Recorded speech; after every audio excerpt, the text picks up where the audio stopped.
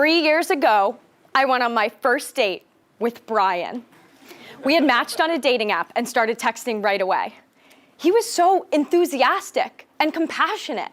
He would text me, "Hey," with an exclamation point, followed by, "How's it going?" We really hit it off. He was just so easy to talk to. Fast forward to our first date. It was awful. We couldn't keep a conversation going. His voice was monotone, he failed to make eye contact, and he wasn't even asking questions. So much for enthusiastic and compassionate. Frustration set in as I counted down the minutes until freedom. This situation is a prime example of what I call fictionalizing reality. My conversations with Brian were real, but they were just text on a screen. No body language, no vocal cues. I was working with an incomplete picture. So to compensate, I colored in what was missing with bright shades of exuberance and charm. I had fictionalized my reality. Technology had brought me to Brian, but it also introduced ambiguity, which ultimately led to my disappointment. We are more digitally connected than ever before, exchanging on average 250 text messages and emails every day. But only so much can be said with a digital message, which leads to a number of challenges. In his research on human communication, Professor Albert Mehrabian hints toward some of these challenges and why technology may interfere with 3 critical elements of our conversation: our clarity, our intention, and our vulnerability. He explains that our nonverbal cues, specifically our tone of voice and body language, help change the attitudes and feelings of others more so than the actual words we say. Let me give you an example. I could say, "I can't wait," or "I can't wait." My tone of voice and body language help to communicate my excitement and enthusiasm, or lack thereof. He further explains that 93% of our impact is attributable to these nonverbal cues, whereas our actual content contributes to just 7%. This concept also applies to text messaging and email.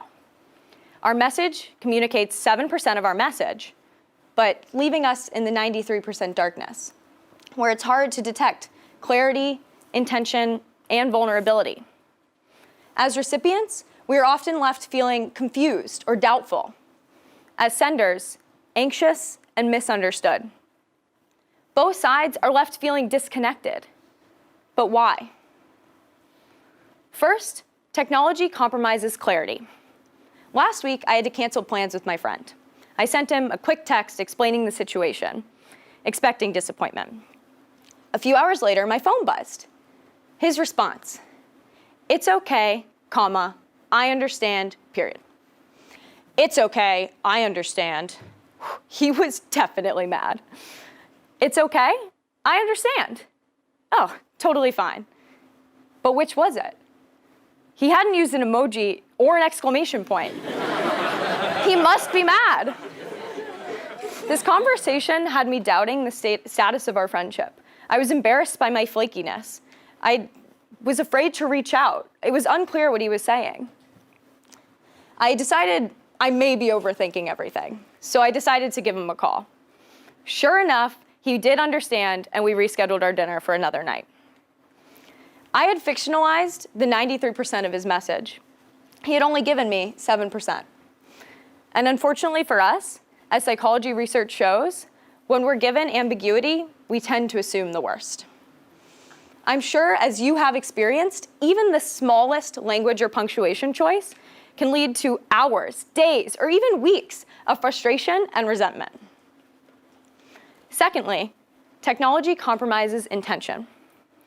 Prior to starting my MBA program at Stanford, I was a young business professional on Wall Street, making PowerPoints and consuming caffeine like my job depended on it. To be clear, my job did depend on it. I had worked tirelessly on an extensive pitch deck. I was on version 16 when I sent the document to my boss for a final review. The next morning, an email sat at the top of my inbox. I took a deep breath and clicked into the email. "Thanks.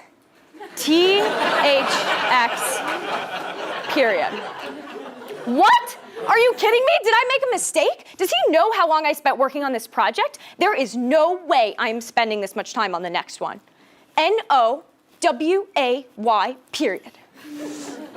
This email from my boss left me feeling unappreciated and unsupported. This interaction wasn't uncommon with him, but this last message left me feeling completely demoralized, to the point that I considered looking for a new role. That is, until I ran into my boss, and he congratulated me on a job well done. Wait, what? To my surprise, he had been so incredibly impressed with the pitch deck that he printed the deck as is, replied with a quick THX, and moved on. Failing to see the intention behind his thanks, I had fictionalized my reality yet again. When it comes to email and text, we are often overconfident in our ability to convey our complete thoughts and feelings, assuming that the recipient shares the same context that we do. This can lead to problems, reducing self-confidence and morale over time, which can deteriorate your important relationships. Lastly, technology compromises vulnerability.